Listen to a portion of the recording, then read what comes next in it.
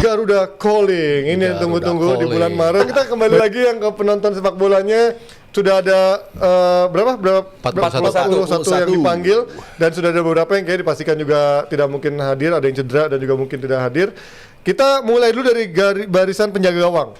Ini yang pengen gue tanya sama kalian, dari segitu banyaknya ada 5 ya masalah, ada Emil Laudero, Nadeo, Hernando, Cahya Supriyadi sama Hernando. Nah ini yang menarik adalah kiper puncak klasemen yang kalau gua nggak salah sampai sekarang satu yang masih paling banyak clean sheet-nya di liga. Betul. Teja Paku Alam. Kenapa menurut kalian Adiani dan Mas Sabto Teja tidak ada namanya di sana menurut kalian? Saya mulai dulu Mas Sabto lah, lah. Teja ya kalau dibilang untuk nama sekian banyak, kalau gue pribadi sih kenapa nggak dimasukin gitu ya? Maksudnya kalau nanti dikerucutkan hanya tinggal 3 misalnya, ya fine. Tapi untuk awal ini gue rasa layak dicoba sebetulnya ya. Kalau kita bicara statistik tadi yang lo sebutin, clean sheet terbanyak, jumlah saves juga yang lumayan banyak juga. Bagus-bagus juga savesnya. Lawan Rashaburi kan juga kita lihat berapa kali dia melakukan save yang cukup banyak gitu. Cuman kan banyak orang yang bilang bahwa dia bagus karena memang lini depannya bagus, barisan juga bagus ya. Barisan yang ada di depan dia bagus gitu lah. Belakangan memang selalu ikut dalam pemanggilan selalu ada nama Nadeo ada di situ. Ya bagus karena memang di musim ini dia juga salah satu yang jumlah clean sheet-nya terbanyak. Musim lalu dia juga clean sheet-nya terbanyak juga di Borneo gitu. Jadi sebetulnya dari sisi konsistensi Nadeo memang konsisten gitu.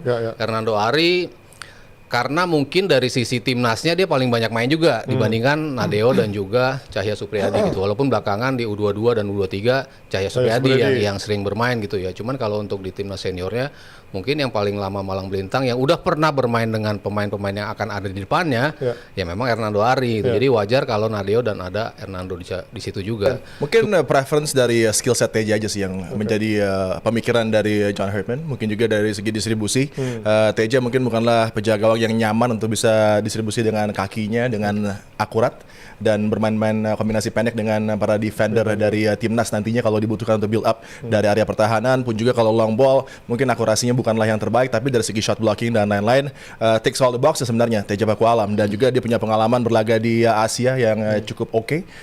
Tapi mungkin tadi preference dan juga bagaimana pemilihan satu penjaga gawang lagi dari tim kelompok umur seperti Cahya juga merupakan satu pemilihan yang wajar dari John Herdman untuk proses pembelajaran bagi kiper muda, karena kan mungkin Teja dianggap sebagai satu level dengan Hernando Ari, dengan Nadeo. Jadi mungkin kalau di antara Nadeo atau Hernando Ari ada yang cedera, next up-nya mungkin adalah Teja Paku Alam. Tapi untuk ada nama Elkan Bagot yang memang sudah lama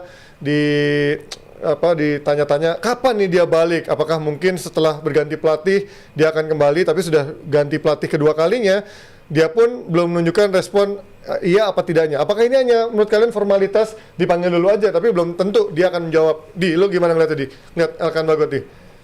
Akan Bagot dari segi menit bermain baik untuk Blackpool kemudian juga Ipswich Town, bahkan di musim ini hanya di FA Cup, di Championship praktis nggak mendapatkan menit bermain. Kayaknya lawan Wrexham ya dia justru tampil 72 menit di FA Cup, tersingkir 1-0 kala itu. Wrexham kemarin hampir mengejutkan Chelsea. Tapi gue melihat dari segi pengalamannya dengan know-how dia berlaga untuk timnas di either itu back 3, back 4, back 5, dia nyaman di sana juga. Penampilan dia di Piala Asia, penampilan terakhirnya bagi timnas juga sangat-sangat fantastis. Jadi bukanlah pemain yang sulit untuk bisa berintegrasi lagi dengan rekan-rekan yang sudah dia kenal juga. Walaupun kalau dari segi stats yang dia pertunjukkan tentunya belum qualify ya untuk bisa mungkin disejajarkan dengan rekan-rekan lain yang punya menit bermain yang sangat tinggi. Misalnya kita bicara tentang Jay Itzes, bicara tentang Dix juga di Gladbach. Jadi mungkin menjadi satu keadaan yang cukup menantang bagi dia untuk bisa membayar kepercayaan dari John Herdman untuk masuk lagi ke roster yang akan nanti beraksi di FIFA Series. Dan ya tadi seperti yang Adi bilang, begitu nanti kembali integrasinya dengan tim ini seperti apa, karena tim yang ditinggalkan sama Elkan sama tim yang akan didatangin sama Elkan nanti mungkin beberapa namanya sama, cuman secara harmoninya udah beda juga ini tim. Jadi perlu challenge juga, nggak akan semudah bahwa ini pemain main di luar masuk ke sini akan jadi otomatis starting line up. Nggak juga gitu, bahwa lini belakang apalagi gue berkali-kali bilang yang jelas itu bukan cuma soal skill tapi harmoni antar pemainnya juga gitu. Ya kelihatan kan begitu Rizky sama Jay itu udah jadi banget gitu pemain tandem dua orang ini. Tinggal mencari. Gue nggak tahu nih dia bakal pakai 4 back atau 3 back si John. Tapi begitu ada Elkan Bagot paling enggak opsi nambah gitu. Walaupun belum tentu juga dia akan jadi orang yang bakal masuk ke tim yang lebih kerucut gitu. Cuman adanya Elkan ya buat gue sangat layak ada di timnas. Ke tengah. Di depan ini kan menjadi PR kita, selain Ola Romani kayaknya di depan masih mencari-cari. Tapi ada satu nama yang mungkin sudah lama juga tidak masuk skuad timnas senior, ada seorang Ezra Walian yang belakangan di timnya, di klubnya memang menjadi pemain kunci walaupun bukanlah goal getter ya. Adi, gimana mau ngeliat dari Ezra Walian? Mungkin ada yang mempertanyakan golnya cuma 6, tapi kan memang dia second striker kan dan banyak free kick dan dia asisnya kalau nggak salah ada 9. Memang apakah karakter dia dibutuhkan untuk timnas yang baru ini? Iya, dengan jumlah asis yang cukup dan juga 6 gol untuk Persik Kediri. Tapi sebenarnya gue shout out dulu untuk tim Heavens di posisi belakang ya. Tim Heavens punya penampilan dengan Amon cukup oke dari segi jumlah penampilan dan juga bagaimana peran dia untuk tim itu menarik untuk melihat apakah dia mampu untuk bisa memperebutkan satu slot di roster utama buat match FIFA Series nanti. Itu juga satu pemain yang cukup menarik kita follow lah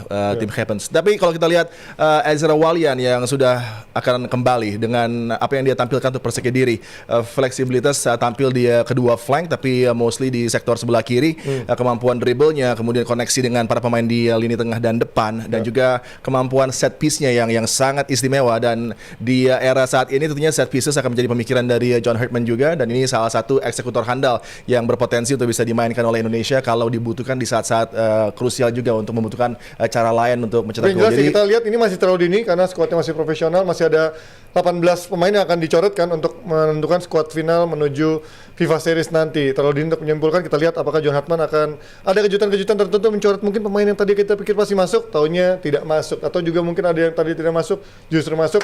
Kita lihat nanti seperti apa skuad final dari John Hartman. Kita pindah